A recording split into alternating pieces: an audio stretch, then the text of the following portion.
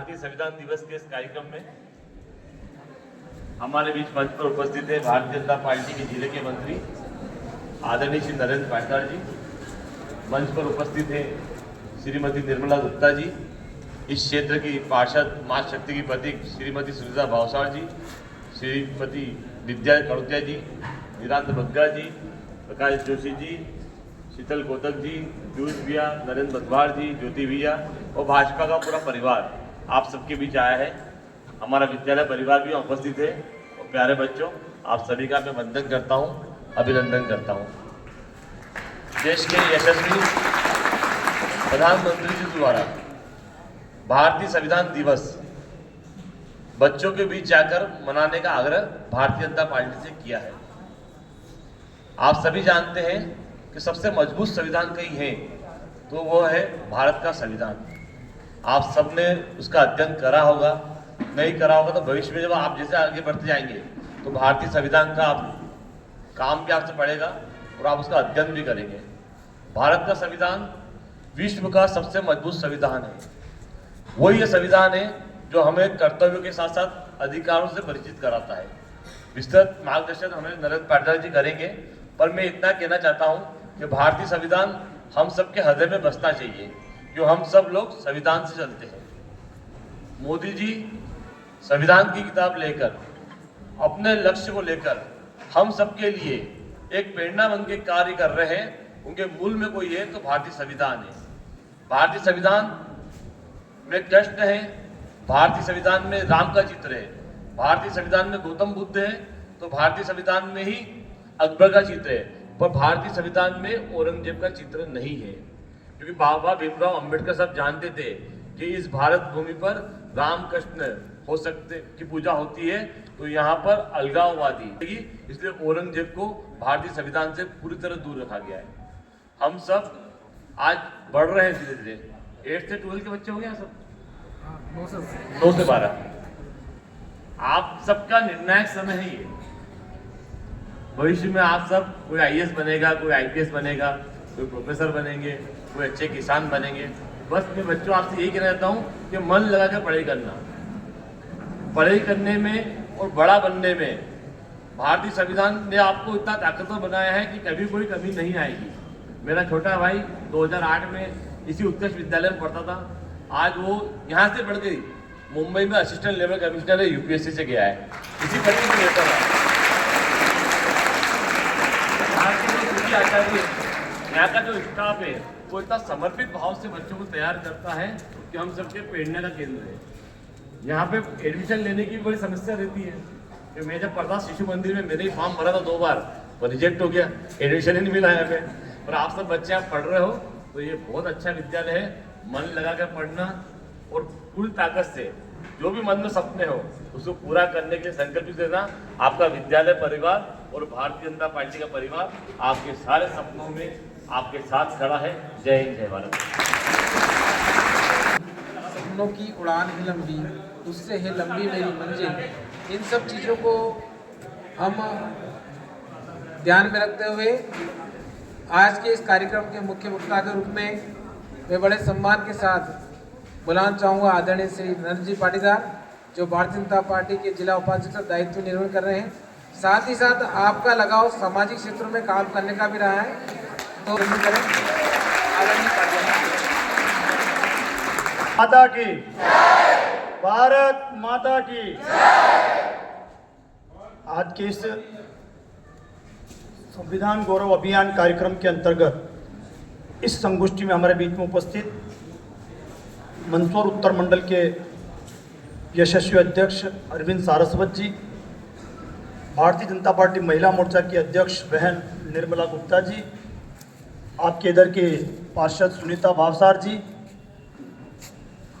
निरांत बग्गा जी, ज्योति जी, प्रहलाद जी, राकेश जी, शीतल जी, कपिल जी सहित जितने भी भाजपा परिवार के सदस्य पधारे हैं, उन सबका हार्दिक स्वागत और अभिनंदन।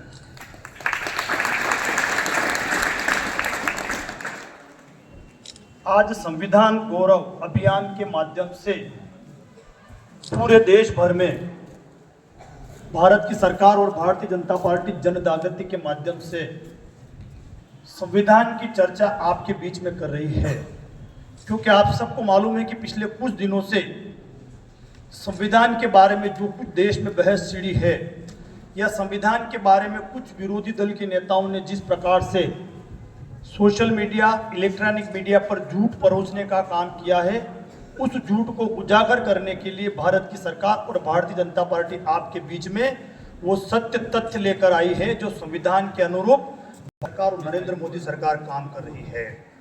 आप सबको ज्ञात है कि भारत रत्न डॉक्टर भीमराव साहब अंबेडकर जी, जो कि संविधान के निर्माता के रूप में जाने जाते हैं, और उन्होंने जो संविधान लिखा उसी संविधान के अनुरूप सरकारें लगातार काम कर रही है।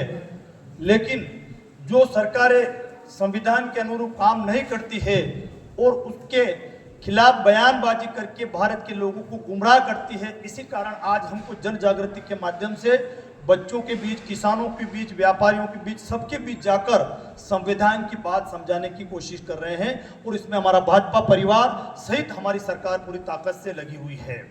आप सबको ज्ञात है कि संविधान सभा की ड्राफ्टिंग समिति के अध्यक्ष रहते हुए भीमराव जी ने न्याय, स्वतंत्रता, समानता और बंधुत्व पर आधारित लोकतांत्रिक ढांचे की नींव रखी थी, और उसी नींव में वंचित समुदायों को सशक्त करने की दिशा में समावेशी विकास, सशक्तिकरण और प्रगति बाबा साहब भीमराव अंबेडकर जी की खोज थी, उनकी देन थी। उसी पर आज सरकार काम कर रही है। हमारे लिए खुशी की बात है कि हम आज संविधान का हिस्सा है, और उस संविधान के माध्यम से जो नियम बने हैं उनके अंतर्गत हम भी यहाँ पर पढ़ रहे हैं। आप जितने भी बच्चे पढ़ रहे हैं उसमें समावेशी विकास, सभी समाज के बच्चे एक साथ पढ़ रहे हैं। ये अगर किसी की सोच थी तो बाबा भीमराव अंबेडकर साहब की सोच थी, और उसी सोच को, इस बात को दर्शाता है कि सबका विकास और जाति भेदभाव खत्म करके एक साथ सब बच्चों को पढ़ाने की दिशा में जो कदम भीमराव अंबेडकर जी ने उठाए थे, उसी का सपने को साकार करने का काम भारत की सरकार और भारत के प्रधानमंत्री नरेंद्र मोदी जी कर रहे हैं। आप सबको ज्ञात होना चाहिए कि भीमराव अंबेडकर जी ने, बाबा साहब ने दलित कॉलेज की स्थापना उस समय सोच कर की थी कि जो बच्चे पिछड़े, वंचित, शोषित है वो अगड़े बच्चों की श्रेणी में पढ़कर आए, इसलिए दलित कॉलेज की स्थापना की थी। और उस कॉलेज का स्थापना करने का मूल उद्देश्य ये था कि जाति भेदभावना से मुक्त होकर बच्चे आगे बढ़े। और भारतीय जनता पार्टी की सरकार ने भाजपा आरक्षण, छात्रवृत्ति और अनुसूचित जातियों के छात्रों के लिए राष्ट्रीय फेलोशिप जैसी छात्रवृत्ति योजना लागू करके पिछड़े, वंचित बच्चों को आगे लाने की श्रेणी में काम करने का जो भारतीय जनता पार्टी की सरकार का उद्देश्य है, ये डॉक्टर साहब भीमराव अंबेडकर जी की प्रेरणा से हम सबको सिखाता है। आप सबको ज्ञात होना चाहिए कि सबसे पहले बाबा साहब जिन्होंने आर्थिक नींव रखी थी, आर्थिक नींव किस बात की, 1925 को हिल्टन यंग आयोग के समक्ष प्रस्तुत करके उनके विचारों को, हिल्टन, मैं जो भी बोल रहा हूं ऑन रिकॉर्ड बोल रहा हूं, सोशल मीडिया पे, यूट्यूब पे आप पर भी निकाल सकते हो। 1925 में हिल्टन योग के समक्ष जो उन्होंने अपने विचार प्रस्तुत किए थे, उन्हीं विचारों के आधार पर आज भारतीय जनता पार्टी भी काम कर रही है। और आरबीआई, सबसे बड़ी बैंक जो देश की है, आरबीआई बैंक, जो बाबा साहब ने जो कार्य योजना बनी थी उस समय, उसी के अनुरूप आज भी आरबीआई उन्हीं नियमों के आधार पर काम कर रही है। ये हमारे लिए खुशी की बात है कि हमारी सरकार भी उनके विचारों को अवसाद करते हुए आगे काम कर रही है।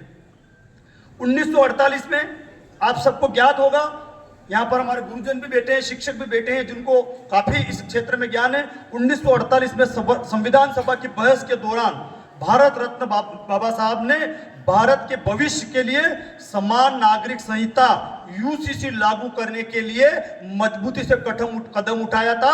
और उसी की प्रेरणा लेकर भारत की सरकार और नरेंद्र मोदी जी ने लोकसभा में यूसीसी का बिल पारित कराने के लिए कठोर कदम उठाए हैं, ताकि उनके सपनों का भारत वापस बनाया जा सके, बाबा साहब के सपनों का भारत बनाने की दिशा में। आज जिस प्रकार से भारत की सरकार मजबूत विदेश नीति की ओर बढ़ रही है, ये सपना अगर किसी ने देखा था तो बाबा साहब ने देखा था। बाबा साहब ने भारत की संप्रभुता की रक्षा और उस पर वैश्विक मंच पर विदेश नीति मजबूत हो, इसके लिए संविधान सभा की बहस में बार बार उन्होंने इस बात को उठाया था कि भारत तब तक विकास नहीं कर सकता जब तक उसकी विदेश नीति मजबूत नहीं होगी। और उसी दिशा में भारत के प्रधानमंत्री लगातार, आप सबको ज्ञात है कि विदेश नीति को मजबूत करते हुए अंतर्राष्ट्रीय स्तर पर भारत की जो पहचान थी उस पहचान को मजबूत बनाते हुए है विश्व में अगर भारत ने अपनी छाप छोड़ी है तो बाबा साहब के सपनों को साकार करने की दिशा में हम आगे बढ़ रहे हैं। ये बड़ी खुशी की बात है हमारे लिए। और उस समय संविधान सभा में बाबा साहब ने एक बात और कही थी कि संस्कृत को भारत की आधिकारिक भाषा बनाने का प्रस्ताव बाबा साहब ने संविधान सभा में रखा था, क्योंकि इससे राष्ट्र के एकीकरण में सबसे पहले मजबूती मिलेगी। लेकिन उस समय तत्कालीन सरकारों ने उस बाबा साहब के जो संस्कृत को एकीकरण भाषा दिया था उसको नकार दिया था। तत्कालीन नेहरू सरकार ने उसको उस समय नकार दिया गया। सबको ज्ञात है कि भीमराव अंबेडकर साहब ने कांग्रेस की तुष्टीकरण की जो नीति थी, राजनीति की आलोचना की थी। उन्होंने कहा था कि कांग्रेस जातिवाद और कांग्रेस की नीति में तुष्टीकरण की नीति का विरोध करता हूं, और उन्होंने समय समय पर संविधान की सभा में उसका विरोध किया था। आप सबको लिए और हम सबके लिए एक और ऐसी बात जो संविधान सभा की सभा में बाबा साहब ने उठाई थी, उस सपने को पूरा करने का काम किसी ने किया है तो भारत के प्रधानमंत्री नरेंद्र मोदी जी ने किया है। उन्होंने कहा था संविधान सभा में कि भारत भाजपा सरकार के ऐतिहासिक निर्णय में उन्होंने कहा था कि अनुच्छेद 370 को समाप्त करने और जम्मू कश्मीर में एक कानून लाने के लिए बाबा साहब कटिबद्ध थे, और उन्होंने जो परिकल्पना देखी थी उसको साकार करने का काम भारत के प्रधानमंत्री नरेंद्र मोदी जी ने धारा 370 को हटाकर एक देश एक कानून एक संविधान लागू करने का काम अगर किसी ने किया है तो भारत के प्रधानमंत्री जी ने किया है।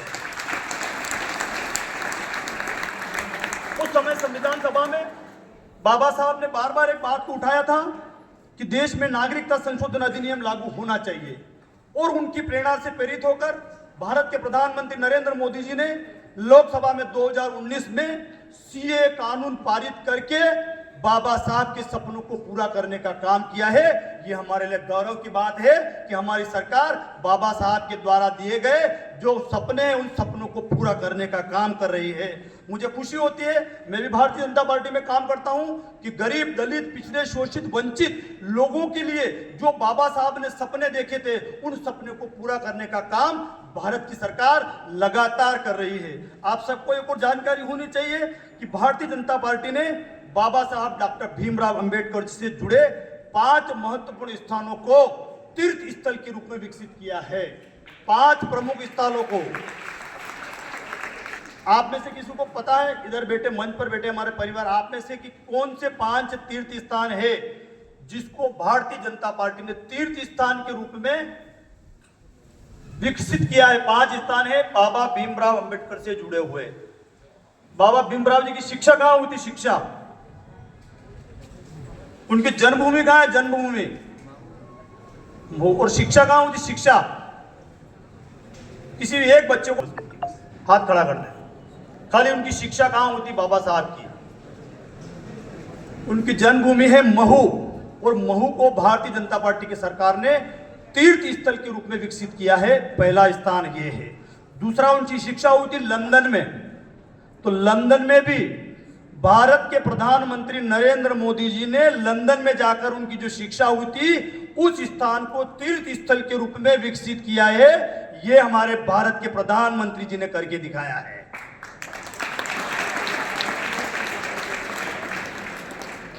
तीसरी, उनकी दीक्षा भूमि। दीक्षा भूमि कहां पर है? दीक्षा भूमि उनकी नागपुर में। वहां पर भी भारत की सरकार ने तीर्थ स्थल के रूप में उनकी जो जहां शिक्षा ग्रहण की थी उस स्थान को तीर्थ स्थल के रूप में विकसित किया है। तो एक तो हो गया हमारा महू, दूसरा लंदन, तीसरी नागपुर, और चौथी जो महापरिवार निर्माण भूमि उनकी दिल्ली में है। दिल्ली में भी उनकी जो भूमि है उसको तीर्थ स्थल के रूप में भारतीय जनता पार्टी की सरकार ने विकसित किया है। और चौथी है चैत्य भूमि मुंबई। ये 5 स्थान ऐसे हैं जहां पर बाबा साहब की यादें और उनके विचारों को संरक्षित करने के लिए भारतीय जनता पार्टी की सरकार ने, भारत के प्रधानमंत्री नरेंद्र मोदी जी ने तीर्थ स्थल के रूप में विकसित करके उनकी सपनों की जो वो उनका जो सपना था, उनके सपनों के भारत को बनाने की दिशा में, उनको यादों को संरक्षित करने की दिशा में काम किया है। और हमारे लिए गौरव की बात यह है कि हमारे प्रधानमंत्री जी ने लंदन में जाकर जहां उन्होंने शिक्षा ग्रहण की, वहां पर भी उन्होंने तीर्थ स्थल के रूप में विकसित किया है। ये हमारे लिए भी गौरव की बात है और हमारे देश के लिए भी गौरव की बात है। प्रधानमंत्री नरेंद्र मोदी जी ने दिल्ली में बाबा साहब के नाम से अंतर्राष्ट्रीय सेवा केंद्र की स्थापना की है, जहां पर शोध और सामाजिक आर्थिक बदलाव के लिए प्रमुख केंद्र के रूप में वैज्ञानिक वहां पर काम कर रहे हैं। ये भी बाबा साहब भीम अम्बेडकर की यादों के संजोने के रूप में उन्होंने काम किया है। आप सबको एक बात बहुत ज्ञात होनी चाहिए कि बाबा साहब भीमराव अम्बेडकर जी शिक्षा के क्षेत्र में, संविधान के निर्माण के अलावा भी ऐसी कई ज्ञान वातक चीजें थी जो देश के निर्माण में सहयोगी बने। उसके बाद भी तत्कालीन सरकारों ने उनको उनकी काबिलियत के अनुरूप सम्मान नहीं दिया। बाबा साहब के मरणोपरांत भारतीय जनता पार्टी की समर्थित सरकार ने ही उनको भारत रत्न से सम्मानित किया था। और दूसरी बात, भाजपा की समर्थित सरकार ने ही 1990 में पहली बार संसद में उनका चित्र लगाने का काम अगर किसी ने किया था तो भारतीय जनता पार्टी की सरकार ने किया।